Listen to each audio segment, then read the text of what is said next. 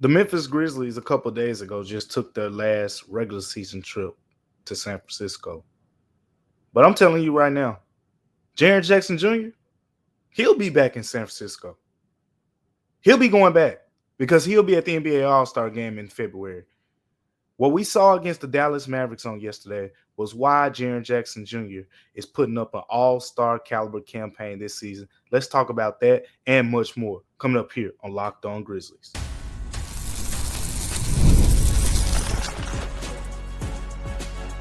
You are Locked On Grizzlies, your daily Memphis Grizzlies podcast, part of the Locked On Podcast Network, your team every day.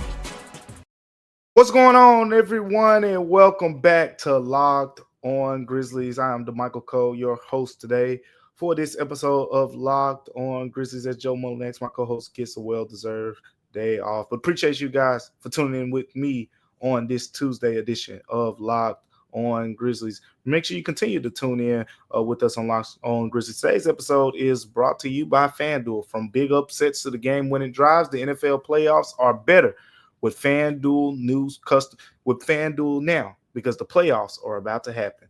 FanDuel new customers, you can bet $5 and get $200 in bonus bets guaranteed. Win or lose, just visit FanDuel.com right now to get started and to take advantage of the great opportunities available.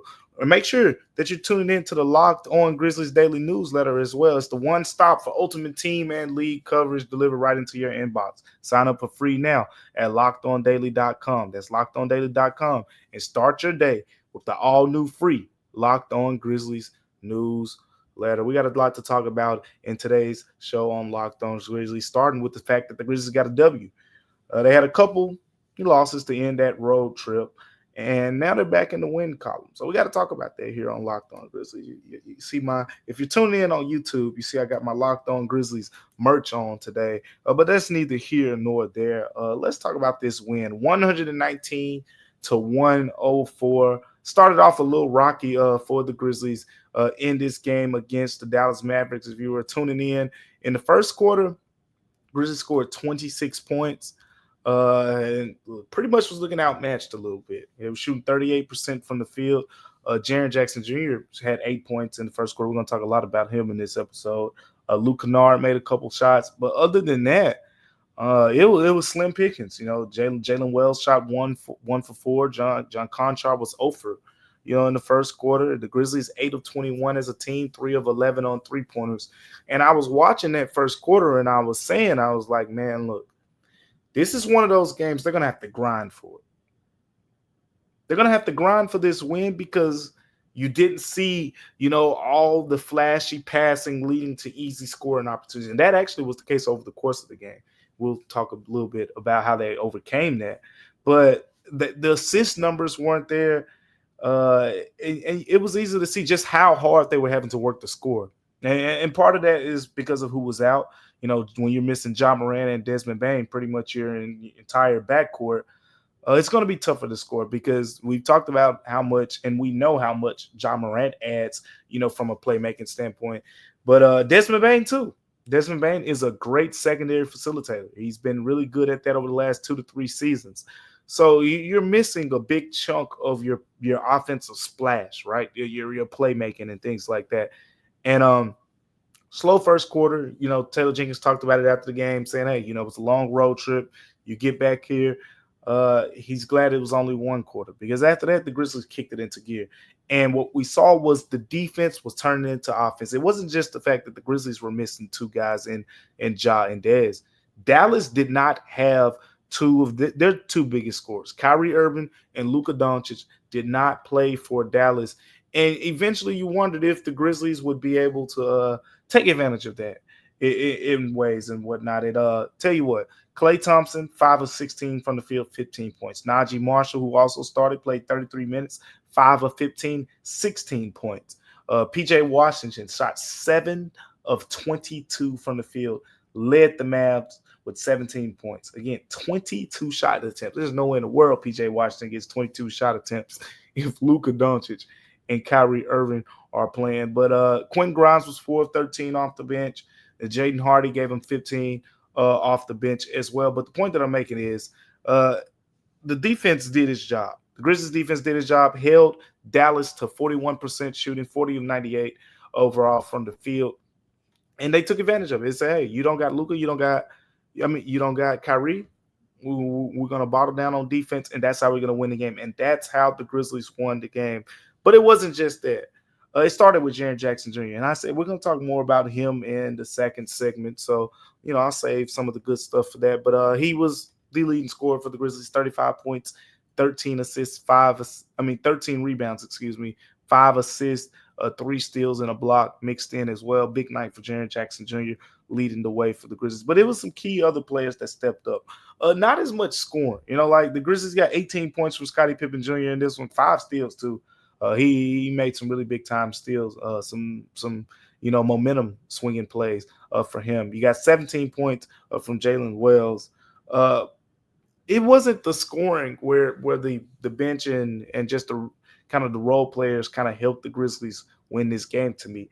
It was the other ways. He mentioned it was Scottie Pippen Jr. with 5, steals. He only had 4 assists, but those 5 steals were big. 6-13 shooting from the field from Scottie Pippen Jr. It was John Conchar, 2 of 6 shooting from the field, right? Didn't really take a lot of shots, but he joined the starting lineup. He was the guy who started with Desmond Bane, Marcus Smart, and those guys being out. Only had 5 points. In fact, I think John Conchar didn't score a point till after his 10th rebound. 5 points, 13 rebounds. Again, he continues to rebound the basketball at a high level. Look, John Conchar has been on the Grizzlies for 6 seasons right now. So by this point, this isn't a fluke. Like, John Conchar is one of those players who, the Hoopers like to say he has a knack for finding the ball. And it reminds me, if you want to talk about like the other sports, John Conchar is that wide receiver in the NFL who he isn't blistering fast. He isn't the greatest route runner in the world. But on third down, he's reliable. If shout out to my UT Vols out there, you think of a guy like Juwan Jennings who plays for the San Francisco 49ers. So if there's some 49er fans out there, you probably, aren't having the greatest of times right now. But, Juwan Jennings, he's a guy who I think of when I think of something like that. He's a wide receiver who isn't super flashy, doesn't run the greatest of routes in the world, may not be the biggest burner, in terms of speed or anything like that. And then if we're talking baseball, we're not talking about a guy who's hitting a bunch of home runs or hitting the ball with 110 exit velocity and things like that. We're talking about a guy who just knows how to find the holes on the baseball field, who knows how to find the holes. And that guy is John Conchar for the Memphis Grizzlies. He's been terrific in that rebounding area, and it's something that this team has needed. And he was talking about it after the game, and it's funny listening to John Conchar talk about the rebounding because, quite frankly, it's hard to explain how you're a great rebounder when you're not talking about the simple things like positioning and stuff like that. He just say, hey, I go get the ball. It's see ball, get ball for John Conchar. But, of course, I think there's some natural talent for him in that category. So that's something that he's become really good at. Another guy that I want to spotlight is Jaylen Wells. This game in particular, this was a big one for Jaylen Wells. And here's why I think so. Because he shot 3 of 11 from the field. He shot 1 of 5 on 3-pointers. 3 of 11 from the field, 1 of 5 on 3-pointers. Jaylen Wells still had 17 points. 10 of 11 from the free throw, 10 of 11 from the free throw line. And then he added 11 rebounds. After the game, he said, what he's supposed to say. Shot wasn't falling. Basically found other ways to be effective. And now, this is important, because we do all this talking about, Jimmy Butler, Cam Johnson. Should the Grizzlies go get this guy? Should the Grizzlies go get that guy? The progression of Jaylen Wells has been solid. And the reason that many of you, including myself, think that the Grizzlies should get a quote-unquote upgrade at the 3 position is because when Jaylen Wells isn't having a good shooting night, I want to know how can he still be a very effective player in other ways? How can he do that? He's gonna compete defensively. What else can he do? I think you need a guy who's going to be a defensive playmaker. In this game, 0 steals, 0 blocks. Okay, yeah, whatever. You can brush that to the side. Only 1 assist in this game. That's something, again, we talked about. Like at some point, you would like to think that other player has to be, a guy who can average 2.5 to 3 assists per game. Jaylen Wells isn't quite there yet. Can he be that guy? We'll see. But he's not there yet. 11 rebounds, though. And then I say, I can get jiggy with that. 17 points, 11 rebounds, and that's the key to me. When you talk about Jaylen Wells, when you talk about Vince Williams Jr., when you talk about G.G. Jackson, when you talk about whoever you want to put in that 3 spot alongside of Dez, Ja, Jaren, Zach Edey, Brandon Clark, however you want to figure that front court part out. But whoever you put in the middle of that quartet, how can they be effective because it's just basketball, right? You're not going to shoot 4 of 10 on 3-pointers every single game and shoot 40%.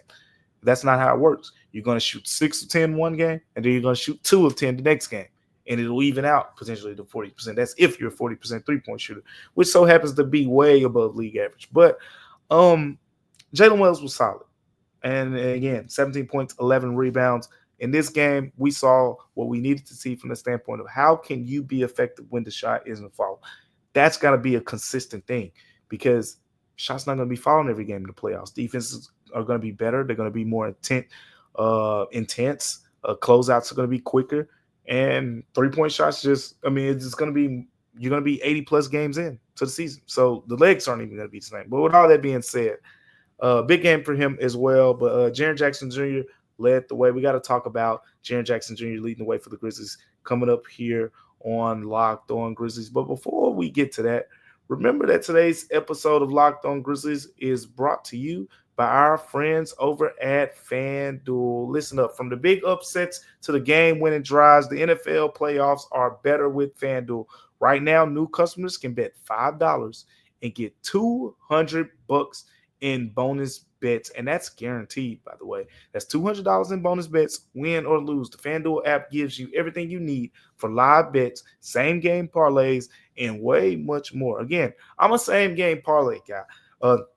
FanDuel just offered me a no-sweat same-game parlay bet for the upcoming college football playoff games. So I'm going to use it on both games. So we're going to see, how that works out for me. If I win, I might break you guys off some for listening to Locked On Grizzlies every day. You never know. Make sure you stay tuned into that. But just visit FanDuel.com yourself. If you want to break me off something or anyone else or yourself, visit FanDuel.com right now. Join today and get started with $200 in bonus bets. That's FanDuel.com right now. Make this playoff season unforgettable with FanDuel, the official sportsbook partner of the NFL. Coming up here on Locked On Grizzlies, let's talk Jaren Jackson Jr. next here on Locked On Grizzlies. Memphis has an all-star. They got one. Do they have two? I don't know. I would like to think that Ja Morant could be an all-star this season. There's going to be an availability question there. There's going to be a question of all the talent that's been stockpiled at the guard position, whatever.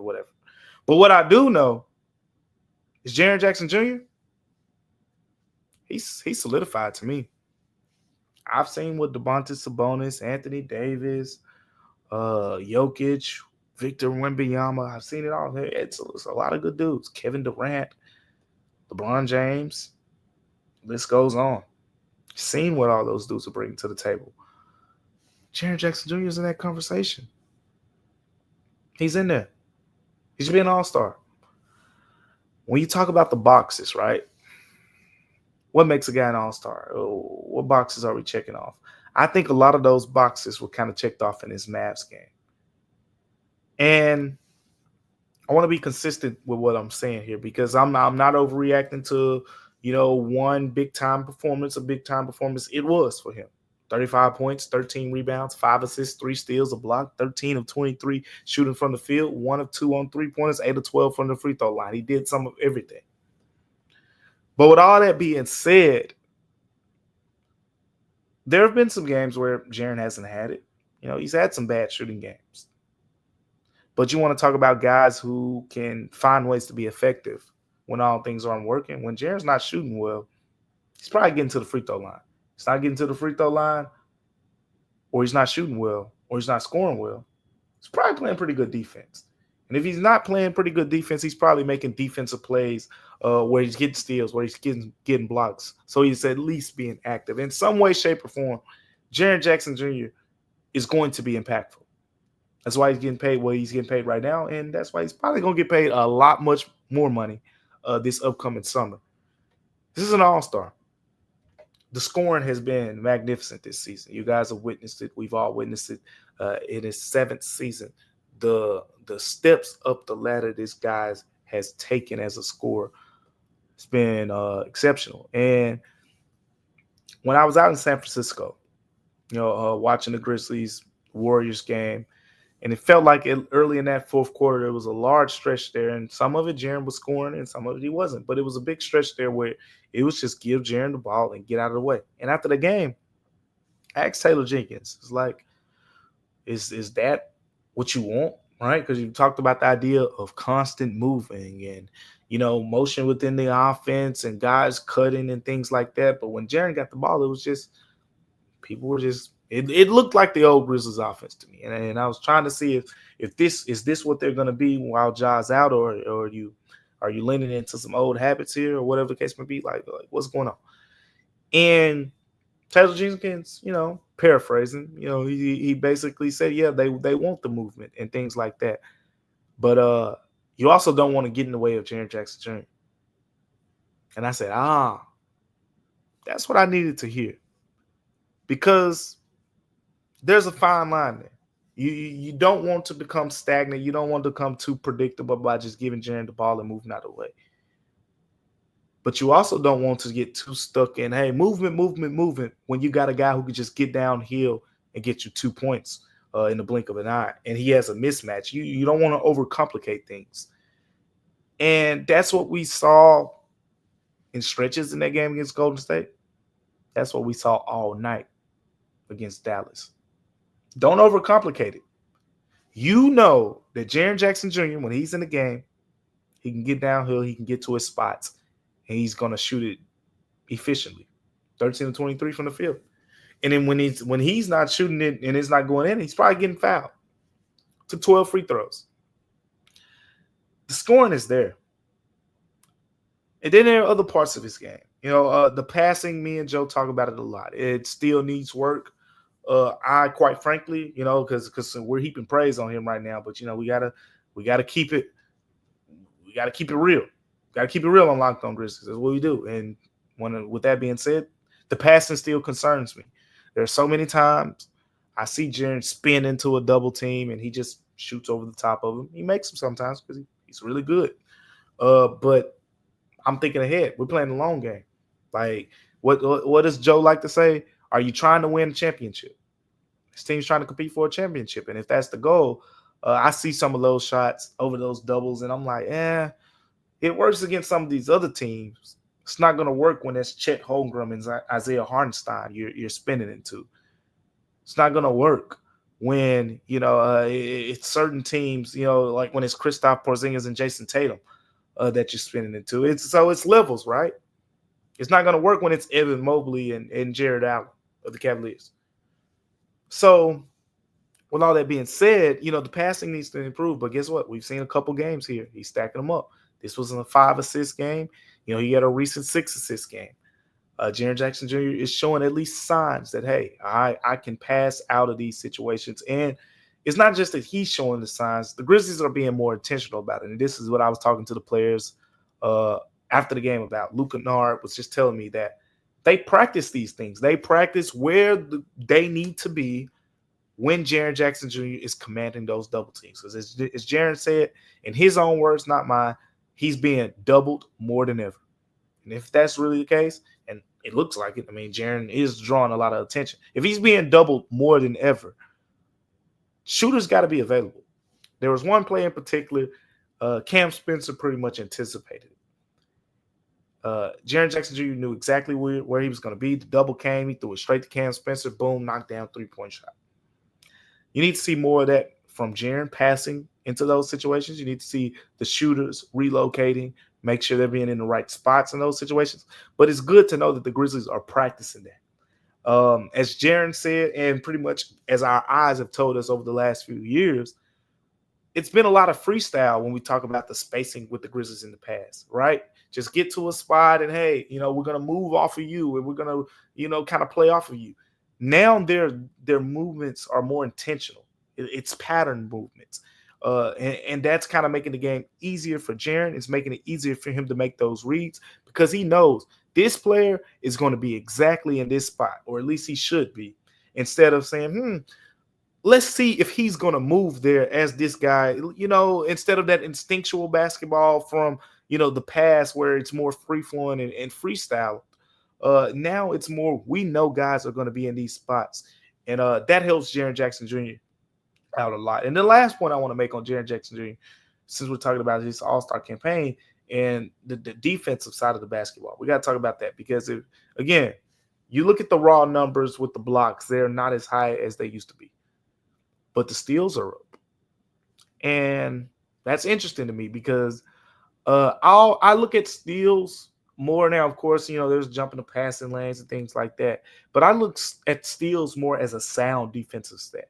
You got to put yourself in position to get steals more so than blocks, in my opinion. Everyone has their own opinion. I think blocks, you can go get them, right? And Jaren Jackson Jr. is a good example of that in the past, where the Grizzlies would just put him, in a roaming position. He just go gets the blocks. It's hard to just roam and go get steals. Steals are more rhythmic. You're reading the guy's dribble. You're anticipating passes. When they're going to come and things like that. But in the case of Jaren Jackson Jr., we were talking after the game, and he basically was talking about how now that he's years in, he knows that when teams call certain plays, guys got to be at certain spots.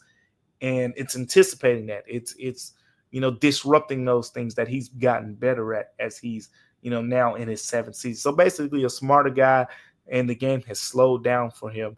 So that's leading to a lot of the steals. But Jaren's making a lot of progression on the defensive end in that area, and you're starting to see it as well in the advanced number, as he's great now as one of the best defenders in the NBA up to this point. So a lot of things to be proud of, for Jaren Jackson Jr. And, you guys, you can still go over to vote on the NBA website. If you agree with me, you say, hey, Jaren Jackson Jr. deserves to be an NBA All-Star, go make your voice be heard in that case. But coming up, we're going to talk about another potential Grizzlies All-Star and Ja Morant. We got some injury updates on Ja, and we're going to talk about that here coming up on Locked On Grizzlies. But before we talk about Ja and those injury updates, let's make sure that you know that today's episode is brought to you by our friends over at Prizepicks. Look, basketball season is heating up right now, and there's no better way to get real money action while watching your favorite NBA stars than Prizepicks. Whether you're a diehard fan, or you just love some friendly competition, Prizepicks makes it fun and easy to turn your basketball knowledge into some winnings, into some cash. So here's how it works. You pick more or less on at least two players for a shot to win up to 1,000 times your cash.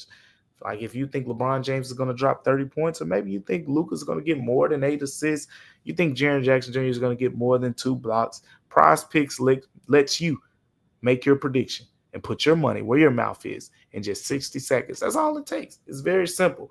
And what makes Prizepicks different is sometimes when you make these more or less than picks, if you miss by one on your options, then guess what? Prizepicks will just give that money back to you. It's very simple. But if you want to go take advantage of this and you want to check out Prizepicks on your own, now's the perfect time to join. Download the app today. Use the code LOCKEDONNBA, and you'll get $50 instantly when you play your first $5 lineup. That's right. No need to win to get the bonus. It's guaranteed. Go over to Prizepicks right now and run your game over at prizepicks.com. We got an injury update on Ja Morant. Nothing too crazy, nothing too wild. Not a firm timeline, not to bury the lead here. Not a firm timeline on when he's going to be available. But what we do know is he's getting close. He's getting close. So as Taylor Jenkins said in his own words, it's more on the shorter term than long term. I think that can put a lot of people at ease.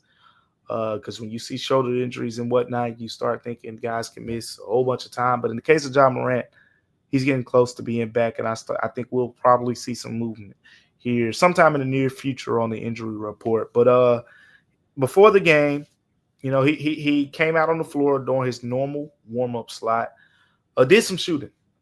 Nothing too strenuous, no fancy layups or anything like that. Did some shooting. He was moving his right shoulder around, a little bit. So again, there's still some progress that has to be made here. But overall, I think it's a positive sign that, one, he's on the floor shooting. We saw it on the road trip. He stopped wearing the sling during the road trip. The last two games, I think before they played the Kings is when he removed the sling off his shoulder. So he's been out of the sling for, I think that game was January 3rd. So he's been out of the sling for like 4 days now, 4 or 5 days. And again, he's taking shots on the floor, all positive signs. So we'll see. We'll get more of a firm update going forward on what that ramp up, what that build up will look like for Ja. Again, this is the surgically repaired shoulder. Don't know how much, if any, that plays a factor in how careful they want to be in this case. But all in all, it's good news. The Grizzlies just got to win. They get a couple days here before their next game against Houston. So you got some time here. Then you get back on the road really soon, but you go to Minnesota. You got Houston then, and then you got 2 games against San Antonio Spurs. So look, decently tough slate, but that's the Western Conference. Anytime you're playing a bunch of Western Conference teams, you're going to have some tough games on deck. But with all that being said, I think this is positive news for those who wanted to know where Ja Morant is in his recovery. We'll have more of a timeline sometime here soon when we learn more on just where he is. But that's kind of the latest on the Ja Morant front. Don't know exactly, the timeline. Again, we don't know the exact timeline, but we do know, as Taylor Jenkins said in his own words, it's the short term, not the long term. So do with that information what you will. But thank you guys for tuning in to Locked On Grizzlies with me on today. Remember that your favorite podcast now has a newsletter, introducing the Locked On Grizzlies daily newsletter, the one stop for ultimate team and league coverage delivered right to your inbox. Sign up for free now at LockedOnDaily.com. That's LockedOnDaily.com, and start your day with the all-new free Locked On Grizzlies newsletter. Make sure you join us tomorrow on Locked On Grizzlies. Me and Joe Mullinax will be back together for that edition of Locked On Grizzlies. We got a lot to talk about, and one of the things that I might want to talk about in that show is Gigi Jackson. We don't talk about Gigi too much around these days because he's been out of the picture, but I caught up with Gigi for a little bit and learned a couple things. I want to share some of that with y'all. It's some good information, so make sure you tune into Locked On Grizzlies on tomorrow with me and Joe Mullinax as well. But until then, remember that Locked On Grizzlies is free and available wherever you get your podcasts. Apple Podcasts, Spotify, wherever you get it. Locked On Grizzlies is there. Until then, we'll see you next time on Locked On.